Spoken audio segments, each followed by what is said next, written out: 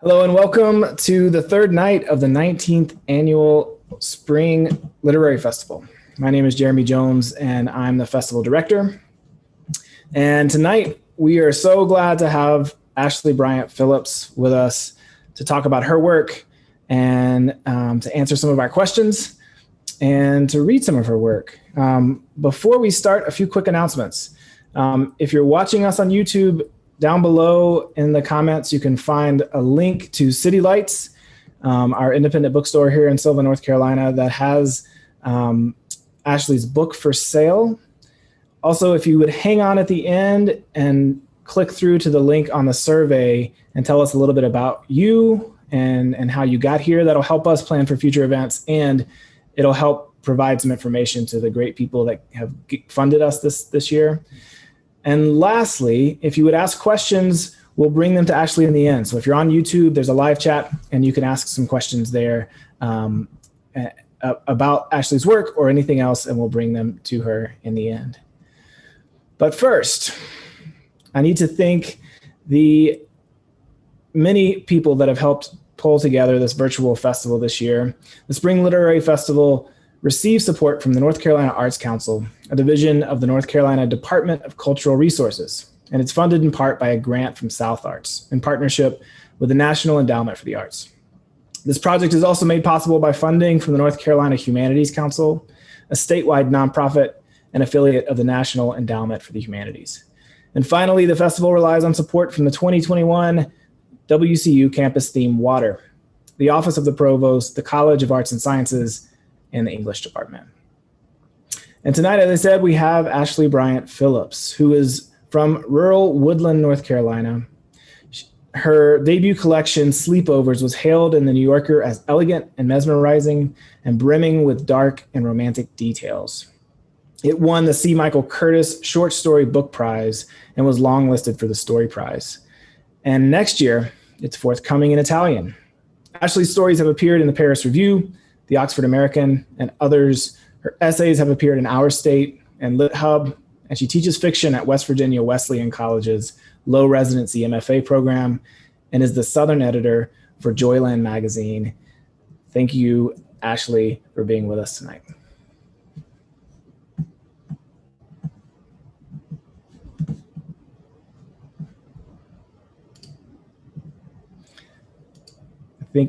There we go. There we go. I'm unmuted now. Thank you so much for having me. Jeremy, thanks for having me here. Thank you for that introduction. Thanks to Pamela Duncan for having me come and talk to her fiction class earlier. They asked some of the best questions, so thanks to those fiction students too. That was a real treat earlier today. Normally those things can be kind of like, but that was great. Y'all were a great crowd. It felt like I was really like visiting the classroom. So yeah, and thanks whoever's tuning in tonight when you could be doing a million other things. Since this is being broadcasted and it isn't like a traditional reading, I hope you're enjoying some really good ice cream while you're watching this. Or a big old thing of baked ziti. That sounds good. Or some popcorn shrimp with Texas Pete. Okay. So I'm going to get to reading now. Is that okay, Jeremy? Okay.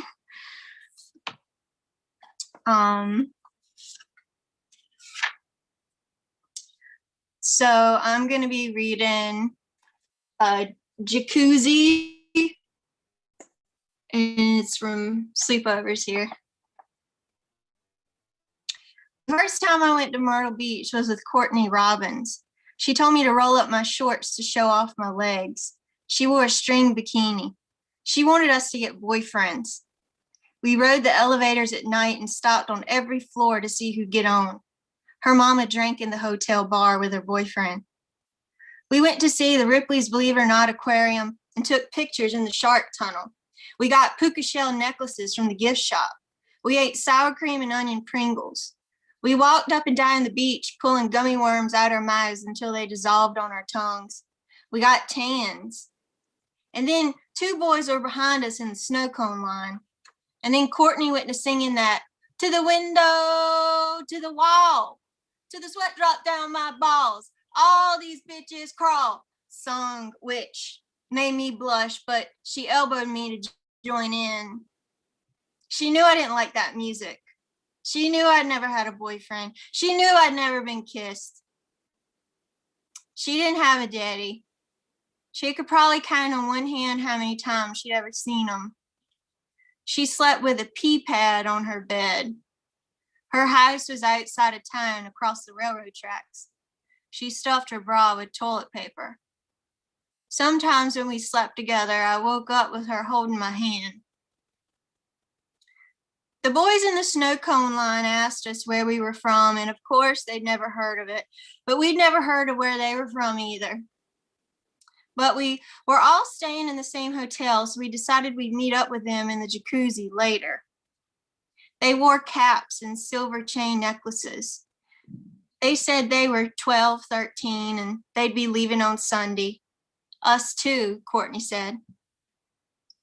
Courtney was skinnier than me in every way, but somehow her boobs were bigger, and that made me feel dumb. But it was exciting when the boys showed up. I told them I'd never been in a jacuzzi before, and they said they hadn't either. But Courtney did what she always did to try and look cool and lied. She said her daddy had a jacuzzi, and she'd been in it plenty of times. It was hot, and my seat was gritty with sand. Courtney scooched over to the boy with freckles. I watched the bubbles keep coming and asked them all if they thought it'd be okay if I put my head underwater. No one got kisses that night or touches. We just went back home more tan. But Courtney told everybody at school that me and her got drunk at Myrtle Beach. She said we made out and did other stuff she couldn't remember. Davis Askew turned around and licked his lips at me in the auditorium. I didn't like that, and I didn't talk to Courtney anymore after that. Thank you. That's great. I feel like I've never been a preteen girl in my life, but that feels so right. It feels like all of the posturing and awkwardness, you've tapped into it. Thank you. And then for it to manifest itself in Myrtle Beach, of all places, feels just right. How many times in your life have you been in a jacuzzi? You know what? I was fortunate to date a guy one time whose mama had a jacuzzi. But the very first time I ever went in one was in Myrtle Beach on a trip like this.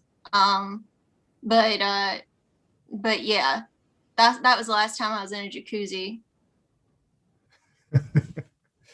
Well, thank you so much for sharing your work. We're going to get into it in a little bit. I want to talk about these stories and the places in them and the voices. I mean, I was just thinking as you were reading that, how, I don't know, I don't write a lot of fiction because I don't totally understand plot.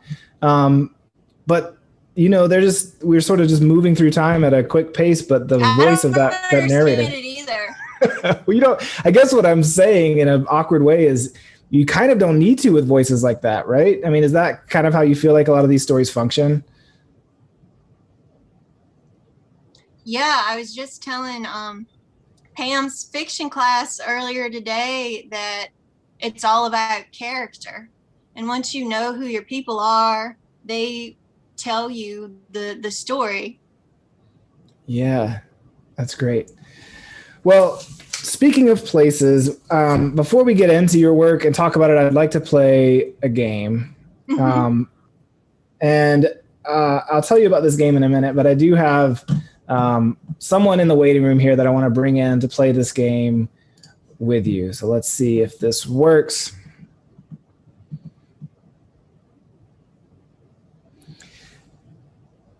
As she's coming online, I will tell you and tell our audience that once she materializes into the Zoom, the writer Wendy Brenner is going to join us to play this game. Wendy my is a gosh. professor in the MFA program at UNCW. Sorry, there's like right at the exact moment I've been in the waiting room. My pizza just got here. So can I just go grab it? It's on the porch. You should get your pizza, but you have to show it to us before you eat it. I'm just gonna put it in the oven. Hi, Ashleigh. Oh my God. So while she's going away, I'll give you the stat lines, and then Ashleigh, maybe you can tell us a little more about Wendy. But Wendy is writes in many genres, but teaches in the program at UNCW. I just read was named one of the best voices of nonfiction a few years ago, and a really great essayist, and was once a professor of Ashleigh's, right? Yeah, Wendy is brilliant, and I love her so much. And she would read my work and say, okay, you don't need this paragraph. Or she actually told me how to end the last story in the collection. She was like, you have to end it this way. And then I think she said that has to be the last story in the collection. And it is. The people know where I live. Everyone knows where I live. Mm-hmm. Yeah. Mm-hmm. Beautiful story. Yeah. Yeah. Oh man. I'm so sorry I messed up the perfect moment. Like when you clicked in, I was supposed to be here going like, hi. And I'm like literally at that moment. No, it's okay. I literally was like getting ready while I was talking with Jeremy and other folks before this thing started, because my laundry was late at the laundromat. Well, then I have to say that I tried to get a burrito before the thing. And my favorite burrito place, I haven't been into the world in like a year, but I am now. I'm in, an office building, and the burrito place is closed. COVID took it away. Another loss that I will mourn tonight. I'm so tickled you got Wendy on here.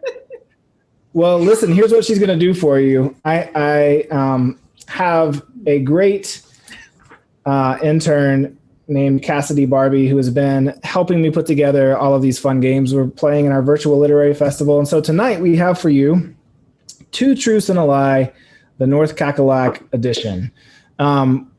What we've tried to do is have some true things about North Carolina, but most of these are roadside attractions. So obscure, strange bits of North Carolina. None of this matters, basically, is what I'm telling you. Ashleigh's gonna get all of this. She's gonna kick my ass on this. Or we? Well, you're on team, so you can just kick ass together. She's not gonna need my help. Yeah, we're gonna do it. Actually, I will say that Cassidy, the amazing intern, had a few on here. Then I was like, those are going to be too easy for Ashleigh. I've got to find harder ones. Like she knows where Andy Griffith was born. We got to notch this up a little bit. So these are very, very weird. So I'm going to read 3, and then together y'all can talk and try to figure out which one is the lie. Okay. Roadside attractions. Okay. Number 1, Spaghetti, the Carney mummy, is buried in Laurinburg, North Carolina. John King, who was crushed by a circus elephant, is buried in Charlotte. And Lancelot, Barnum and Bailey's famous spitting camel, is buried in Wadesboro, North Carolina. All right. So I got to tell you which one is the lie. Yeah. I have never heard about a mummy buried in Laurinburg. Have you, Wendy? No, and I feel like I would know. I feel like I would know about a mummy. Let me catch up for a few minutes. So I started collecting more old postcards. Remember how I used to have like some? So now I have like literally 10,000, and I keep getting all these postcards of mummies from the Mexican Mummy Museum. They're real. If you've heard of that, I'm just trying to like give you time. I'll just keep talking while you figure out the answer. And so and the reason I keep getting them is because nobody on eBay will buy them. I figured that out. Like I actually looked up sold listings because everyone's like, oh, this is so freaky. It was these. Anyway, so I'm giving them to my. When you say you keep getting them, like in my head, I'm imagining they just keep showing up at your door, but you're like actively purchasing these. No, I'm not. Mhm. Like I order Oh. a huge box of postcards of like 700 postcards because that's the best way to do it, price wise. Plus, it's fun. Like it's like you spend time going through 700, and so this card showed up, and I took it really personally. I was like, oh my god, like this is like getting the death card and the tarot reading or something. But it wasn't like that. What it was, well, anyway, I googled it, and it turns out you can Google it. Like it's people go to it. They've left Google reviews. They said the parking is really bad. It was this little town in Mexico where people had to pay a tax to keep their loved ones buried Ooh. in like the 1950s. So they got unburied. And when they unburied them, they discovered that they had all been mummified naturally by the lime in the soil in that particular area. So now they're all in this museum, like lined up in this narrow corridor. And I was telling one of my new TAs, I wish you could meet her, Ashleigh. Her name is Madeline. I hope she watches this YouTube. That's how I knew she was a keeper. I was like, you guys don't Google this because it'll freak you out. And she's like, in the chat, she's like, too late, already did. She's like, so then I got another one in another box, and I'm like, why do I get these? And then I invest, because I'm like, well, these might be worth a lot of money on eBay since it's like a morbid tourist. Anyway, do you know the answer yet? I'm sorry. Well, can I just ask though, just a craft question here? I'm thinking about this, and like immediately I'm like, oh, the essays. But so Ashleigh, when you hear about naturally mummified people in a small town in Mexico, like, does that, like, do your short story gears start turning? Is there something that you're like, your brain is already doing there? Or is that just? No, because I'm not from Mexico. Yeah. No, I mean, that's kind of what I'm wondering, if you feel like, because we were just talking about voice, if you feel like you have to kind of know these characters in the real world to find them on the page. The only way it would enter fiction, one of my fictions, is if I had a character maybe taking Wendy's class who became obsessed with it. I was thinking that, like, I could see one of your characters, just make there be a crazy lady who collects postcards or something. No, it would be too easy. But when you get I'm gonna go with the mummy thing. Then that's just an educated guess, because I mean, Laurinburg, I've been there. The other two, it seems like some weird stuff. I know weird stuff goes on in Charlotte and Wadesboro. That just makes sense. So, well, I have to tell you that Spaghetti the Carney mummy is real. But is he buried in Laurinburg? He is, but Mummy is a little bit, I feel like, misleading. They call him Mummy. So the story is that he was a circus worker who died in a fight, was stabbed by like a tent, peg. But they said they would come back and collect the body, so they embalmed him and everything, and then no one came back. So the funeral home just like left him up in the parlor for a long time. So that's when they started calling him the Carney Mummy. What were the other two? So the other one was about John King, who was crushed by a circus elephant in like 1890 something. That one's true. Lancelot, Barnum and Bailey's famous spitting camel, I made up. So that one, unfortunately, is the lie. It could be wow. real. It could be. Now I gotta go. Like, Can you prove Can you prove it's a lie? Can you prove there was never because don't all camels spit? I tried to make it specific enough that Barnum and Bailey and Lancelot, those were my attempts to, but you're right. There could really be a Lancelot camel buried somewhere in North Carolina. All right, are you ready for another one? Yeah. Okay. The world's largest chest of drawers is in High Point, North Carolina. Cedar Point, North Carolina hosts the Plastic Flamingo Petting Zoo. And North Carolina has the world's largest ball of twine. All right, I gotta tell you the lie, right? Yeah. I think the second one is the lie, and I might be getting that wrong. Read the second one again, please. Cedar Point hosts the Plastic Flamingo Petting Zoo. I don't believe that. I've never heard of that in my life. I know that the chest, funny thing, I always thought chest of drawers was Chester drawers. Oh, me too. I only learned it like a few until years like ago. a year ago. I married up, and then that's when so many of my linguistic tweaks had to go away. Oh my God. I can't imagine. Yeah, let's go with the second one, because the ball of twine sounds right. The flamingo, but who knows? The flamingo thing might be real. But I don't know. I'm just gonna say the second one is wrong. That's a lie. Yeah, I don't think that we North Carolinians, so I'm not trying to like insult anyone, I don't think we're that ironic about our Petting zoos of flamingos. Yeah. Like we just be like, what? Here's 100. We have the most pink flamingos in one place, but they wouldn't say petting zoo unless is wrong about the mummy. Mm-hmm. Well, there is in fact a plastic flamingo petting zoo, Cedar Point. See, all right, I'm gonna mute myself. I'm gonna go check. But the the largest ball of twine was the lie because it's in Kansas. Okay, it's a thing. It's some. I knew there had to be one somewhere. Yeah. Mm-hmm. Let's see. I've got even some categories here. How about let's jump to the festival category. So here are 3 festivals. Tell me which one is a lie. Ashleigh has okay. got to get this. Because the Screech Owl Festival is in Mint Hill. The Liver Mush Festival is in Shelby. And the Woolly Worm Festival is in Banner Elk. I think Ashleigh froze, but it looks like she's thinking. I know the Liver Mush is Shelby. Oh, you're back. I know the Liver Mush is in the Liver Mush is in Shelby. Mint Hill. I wonder if that's near Rose Hill and Snow Hill, but maybe not. And what was going on in Mint Hill? The Screech Owl Festival.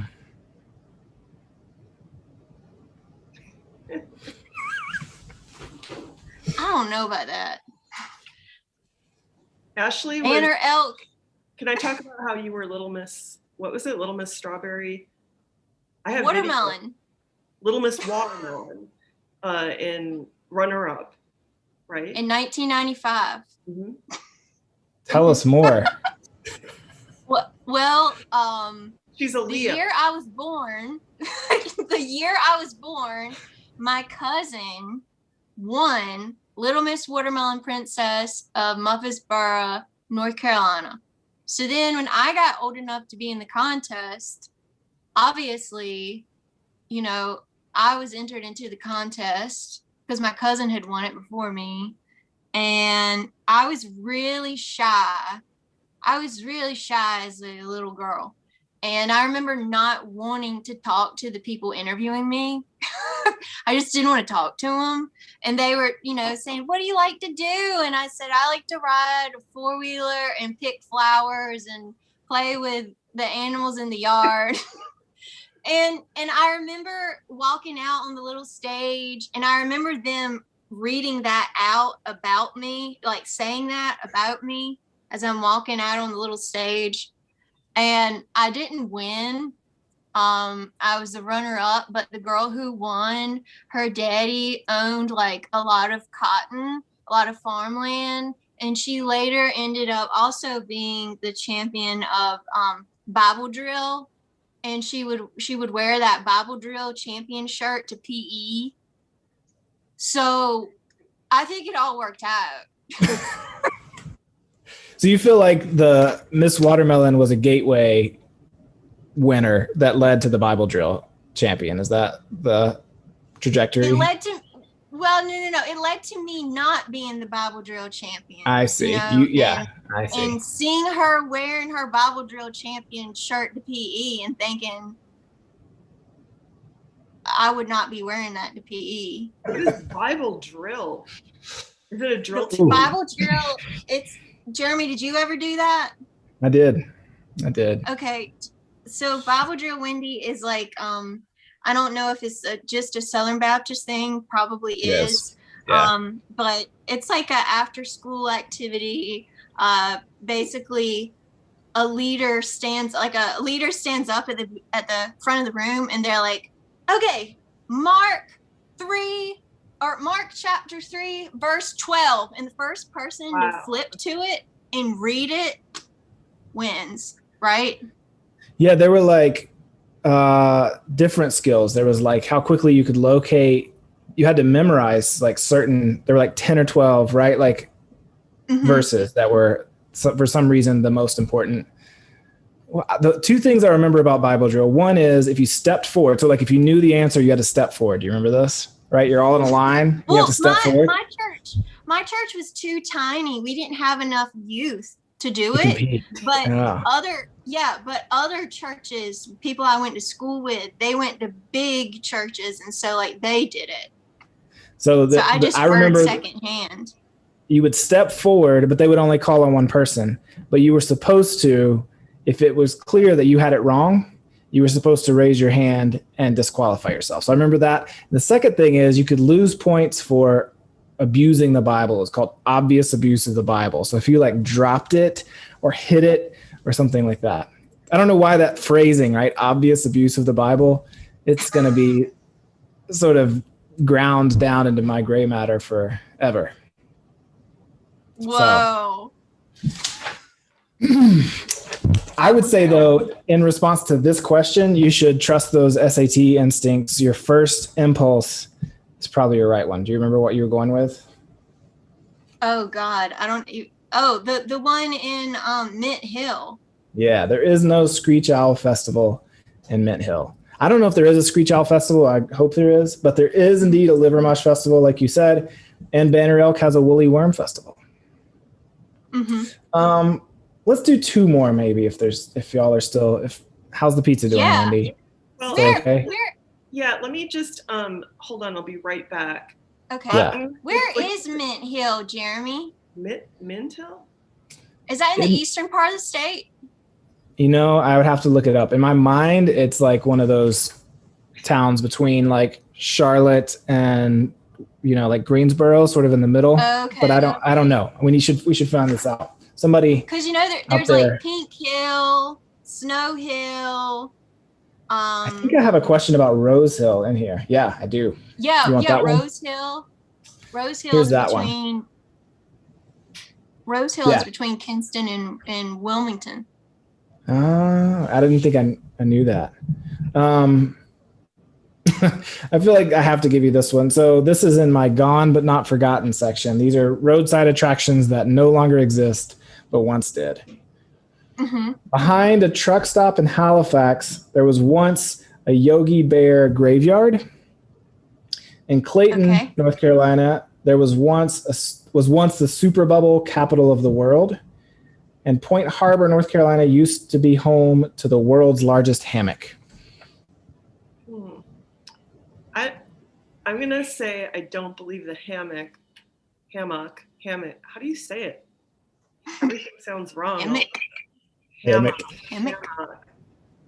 But so far I've been like wrong on everything. So could you say that for Point Harbor? Yeah, what are the Point Harbor? The first one was Halifax. It's in the Halifax Yogi Bear graveyard. Which that's kind of my neck of the woods, and I've never heard of that in my life. But that doesn't mean it didn't exist like in 1960 or something. Right.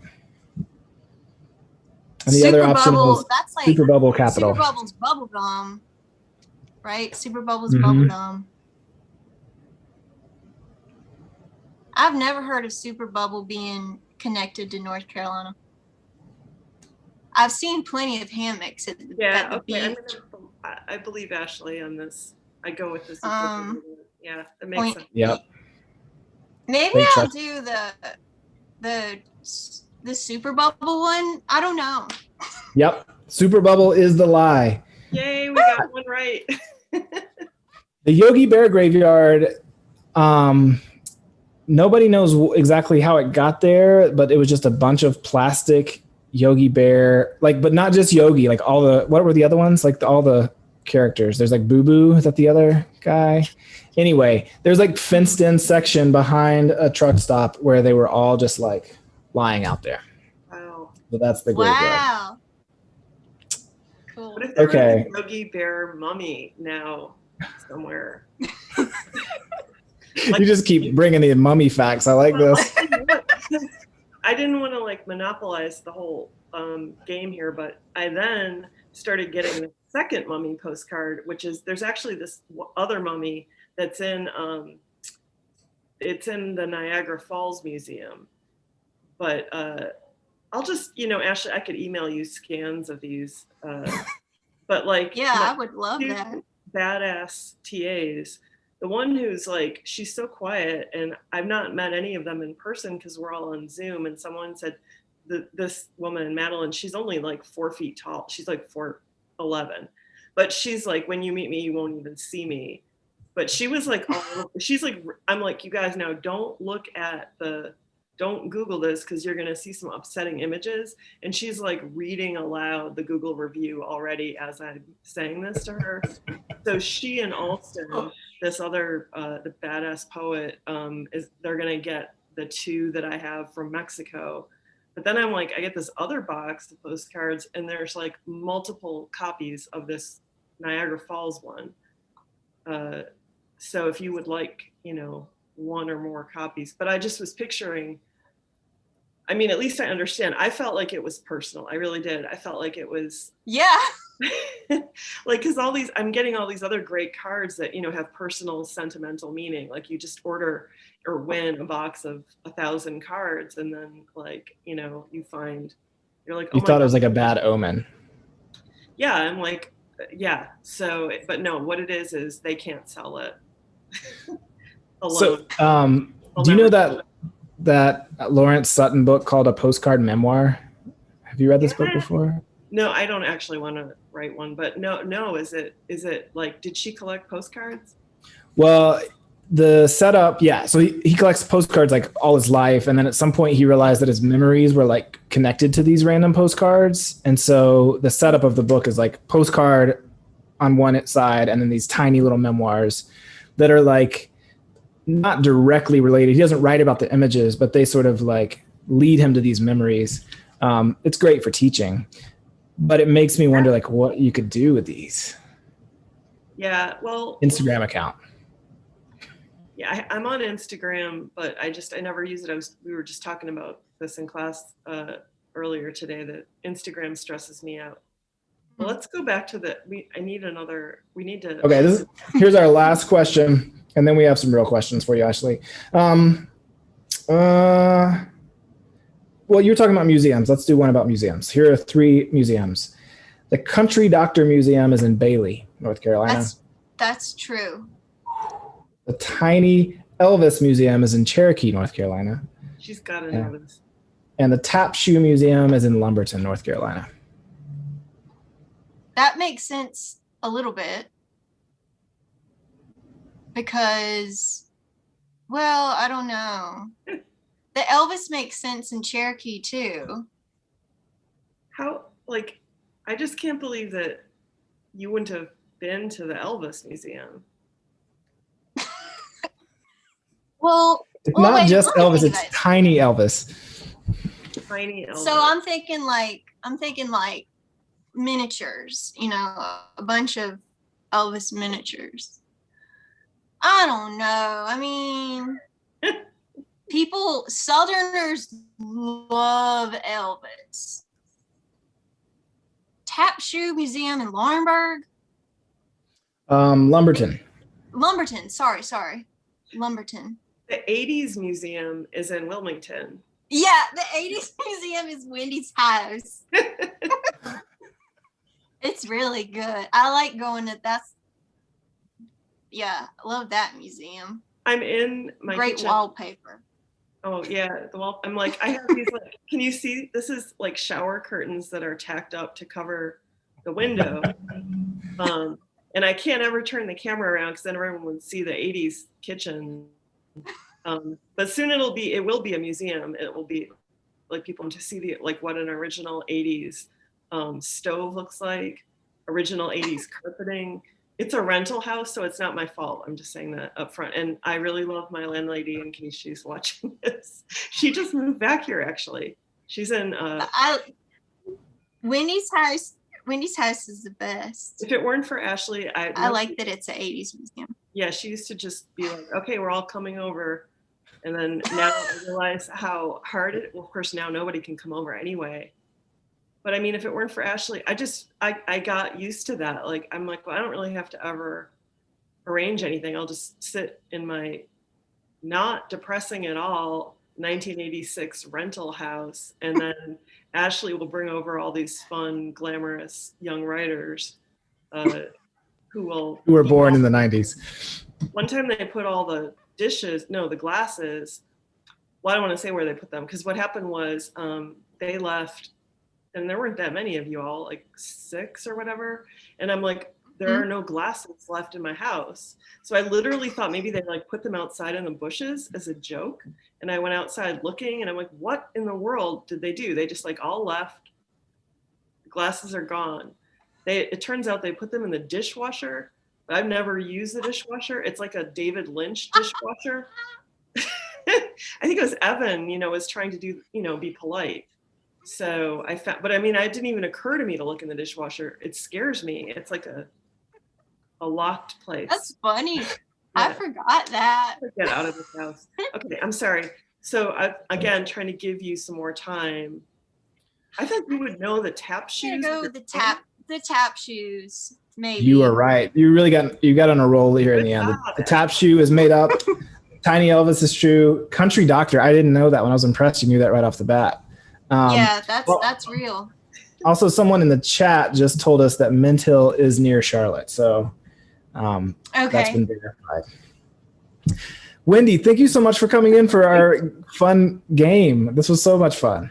Thank you so much. I'm so sorry that literally, I hope it was equally exciting, Ashleigh, just to see a square with my name. No, I was so excited that I was like, who is going to show up? And you knew it was going to be somebody. This was a surprise. Okay, and this was a surprise. Hello from Virginia Wright Frierson. I don't know if you saw, but I'm not doing a plug for it, but thanks to you, I looked for you on Facebook to tag you, but you're off of there again, I guess, right? Mm-hmm. All of Ashleigh's favorite art places, like the Whirligig place, that's what I was expecting to come, are in this. Wallace Simpson. Yeah, it's the art issue of Our State magazine, and the Bottle Chapel, thanks to you for connecting me with Jenny, is in there. It's the longest piece in there. So you're behind every word. Yay! I know, Wendy, I feel at least four or five of these things we said. Sorry, I was just going to say you could pitch all these pieces to Our State that are on our questions here. We just gave you a bunch of ideas. Sorry, Ashleigh, go ahead. Well, it's nice to meet you. Well, I guess I'm just delayed. That's okay. Well, it's so good to see you, Ashleigh. I miss you so much. We all miss you here. I talk about you all the time. I miss you too. Come back just to visit as soon as you can. Yes, I will. I will soon. And Jeremy, it's great to meet you, and I hope you have a. Me too. Sorry, I have to jump off. Sorry, I have to hop off. Thanks for coming. Send me some mummy stuff, okay? I will. Okay. Bye. Take care. Good night. Bye. Right. That was great. You really you brought it home for those last 3 or 4. I was impressed. Yeah. Yeah. Thank you. So we don't want to talk about random museums all night. So I do have 2 of our star students who have some questions for you. And so I'm going to bring them in to talk a little bit about your work and about your collection and your writing and everything else. So coming on, we have Karina and Mackenzie who have some questions for you. And once you're in and ready, I'm going to pass you the mic. Whoever wants to go first, Ashleigh is ready for you. All right, so I'll start things off.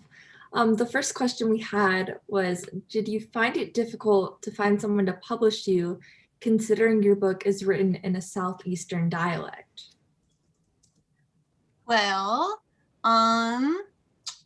I submitted to a debut short story contest ran by Hub City Books, which happens to be based in Spartanburg, South Carolina. So thankfully, they read the stories and they were like, yeah, we want this. They didn't see a problem with the dialect, and they didn't give me any editorial suggestions to change the dialects. That was a real blessing. But I do know, had I attempted to shop around the manuscripts to like the big 5 publishers, that I know they would have told me to reel it in, just from trying to submit stories to magazines and editors going through and highlighting and underlining things and being like, do you know this isn't correct English, or is this dialect ? But I always, you got to fight for what's real and what's right. And yeah, I feel good about it. My Paris review story that got published, this is like a little weird thing, but I had written that Clara was packing some brown onion gravy, and they wanted to take brown out. And I was like, no, it has to be brown onion gravy. It can't just be onion gravy. It's brown onion gravy. I don't know if that's a Southeastern thing or what, but anyway, that's a little funny thing.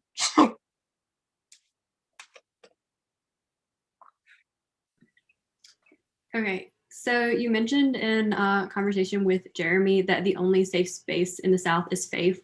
Would you consider your writing to be a form of spiritual practice? Mm-hmm.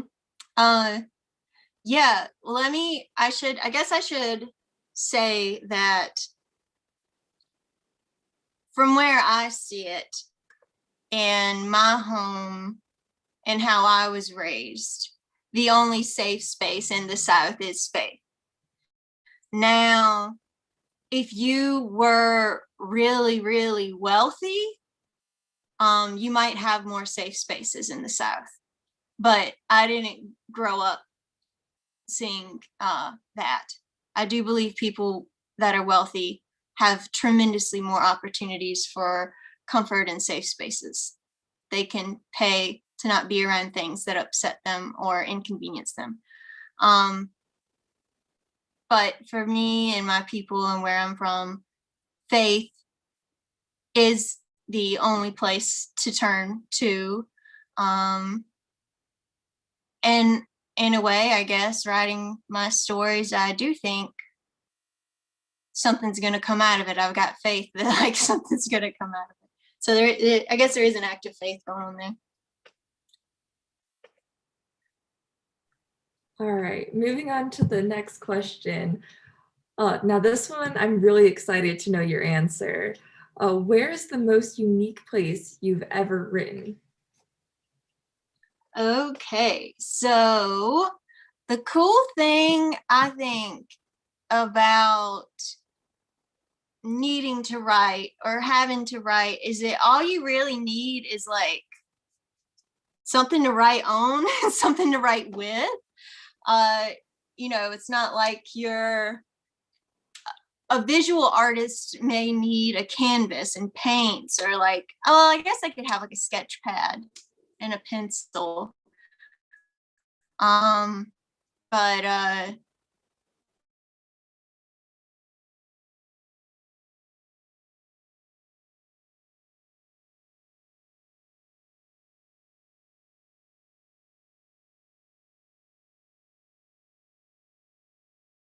at funerals, all games, during music festivals, all sorts of places.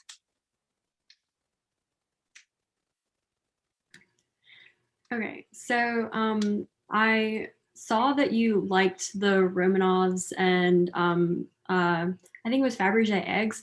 So you obviously enjoy history. What's your favorite era to kind of learn new things about? I mean, I get obsessed with a certain era and then I'm like all in and I'm watching every YouTube video I can find about it. Right now, when I'm reading about the apostles, and I'm really interested in like early Christianity and the first followers of Jesus. That's what I'm interested in right now. Before that, I was interested in the Cathars, which were a strange Christian sect that were kind of killed. They all kind of died out during the medieval period. But they had to wear yellow stars to indicate that they were Cathars in public, which, you know, as we see again later, as you all know. But anyway, I think history is fascinating. But yeah, love Fabergé eggs, love the Romanovs, love the Tudors, all of it. I think all of it's amazing. Yeah. All right. Why did you decide to call the book Sleepovers? Was that story particularly meaningful for you? Well, that was the first story that got published somewhere that felt like something for me. It got published at Hobart, which is an online literary magazine that a lot of my favorite writers had got their start there. But then, yeah, when I was submitting to that contest, I had to come up with a title, and I was like, looked at my boyfriend, I was like, Joey, what's a good title for this? And he's like, Sleepovers. It's catchy.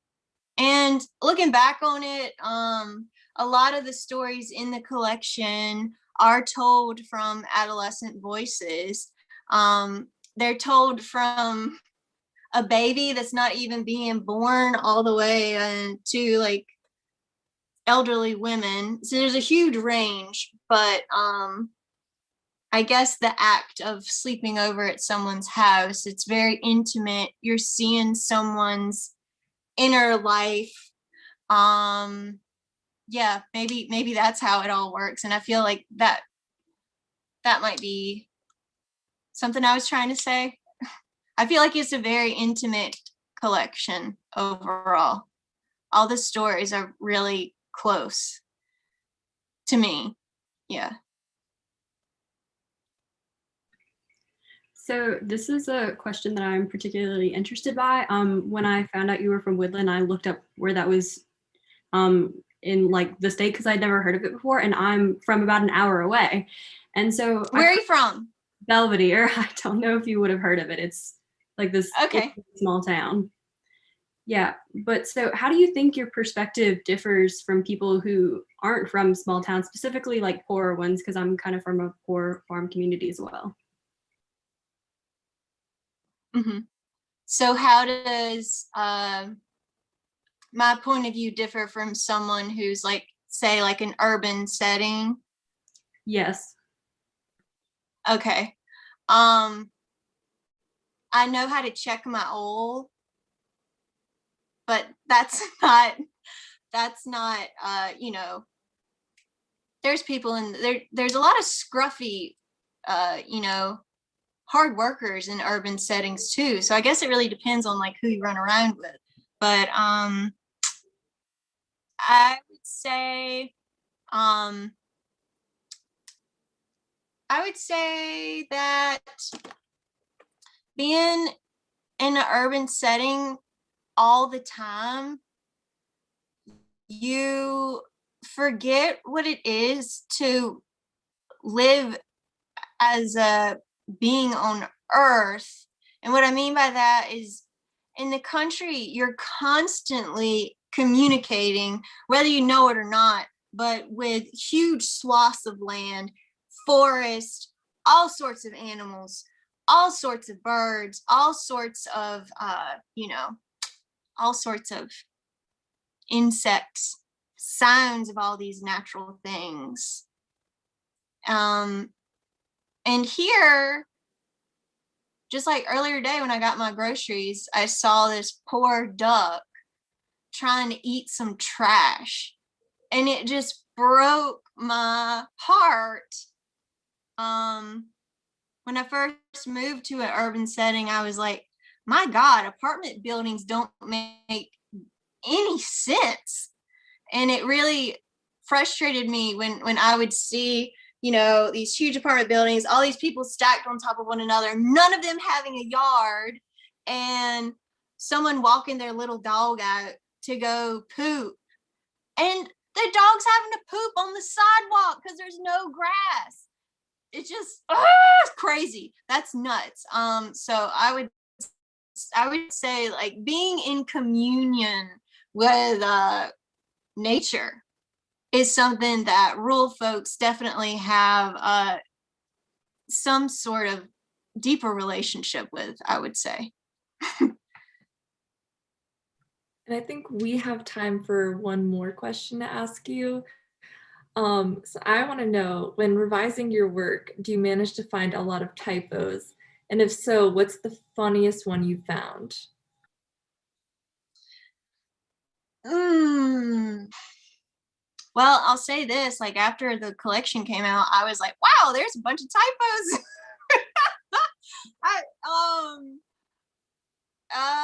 And that just in itself was funny to me, because I don't like to revise a lot, and I try to make it right the first time I get it down. Because revising a lot just takes the magic out of it or something. It makes it a mechanical thing, like you're trying to work on a carburetor or something. Like it's not natural. But I can't think of. Oh, well, there is a funny one, or maybe there's not. Maybe there's something like glass, but it was ass instead. You know, it might have been something like that. But none like off the top of my head. Thank you, Karina and Mackenzie, for such great questions. Yeah, thank y'all.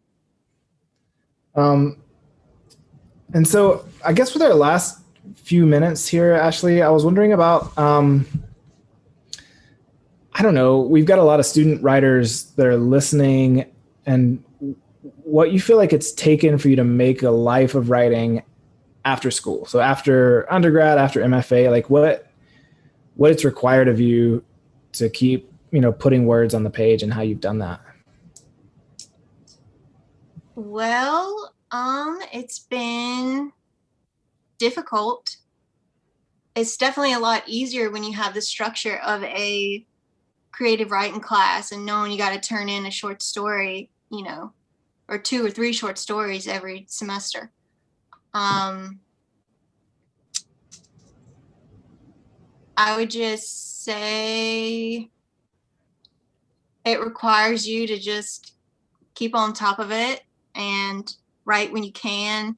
And if you are the type of person who wants to get published and, you know, wants to have a book one day, it is helpful to see about getting an agent and figuring that out. And that's easy to do, but, well, it's not easy to do.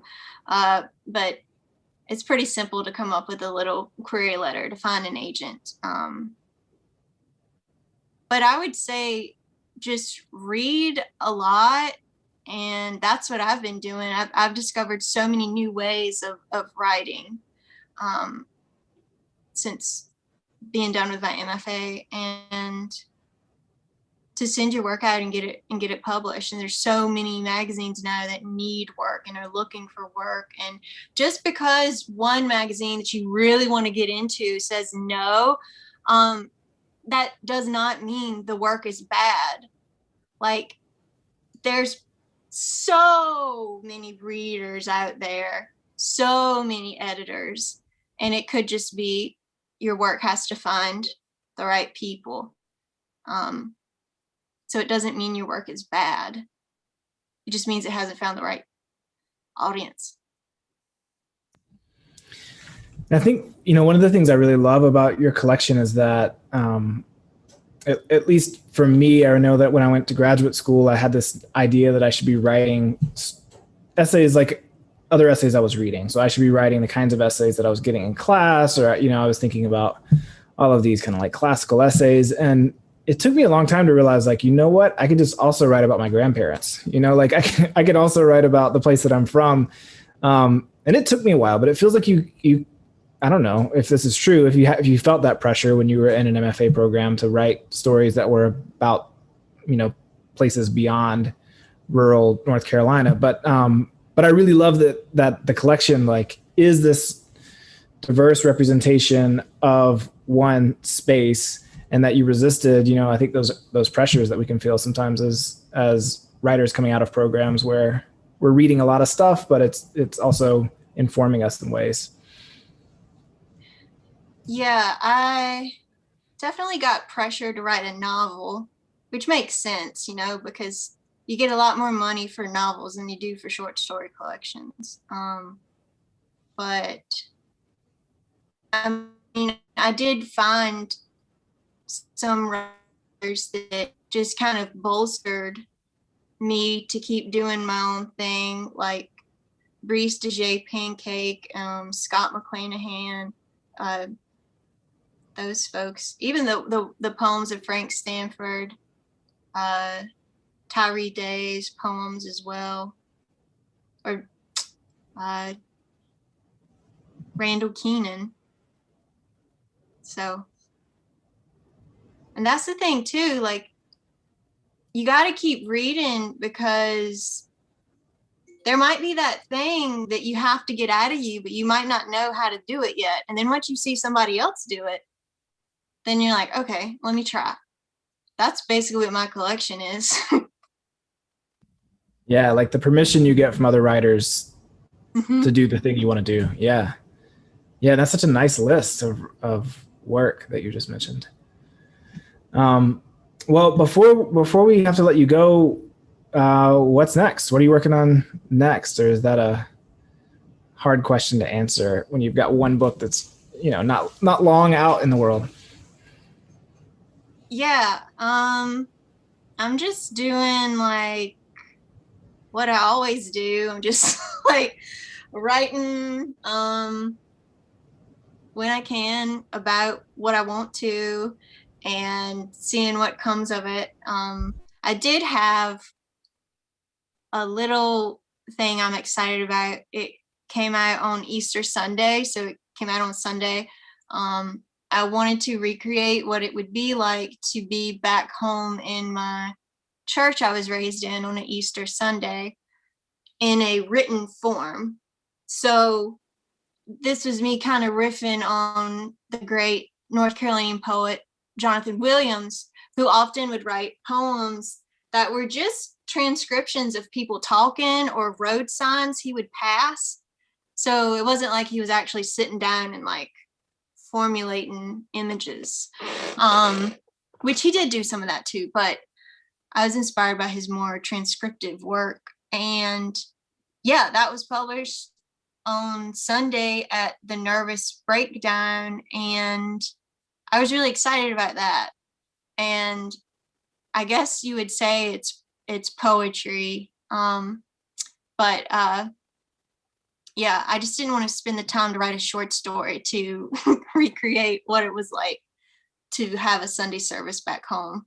I wanted to focus more on the hymns, the scripture, the actual bulletin, the prayer request, how many people were in attendance, how much offering was taken up, that kind of thing.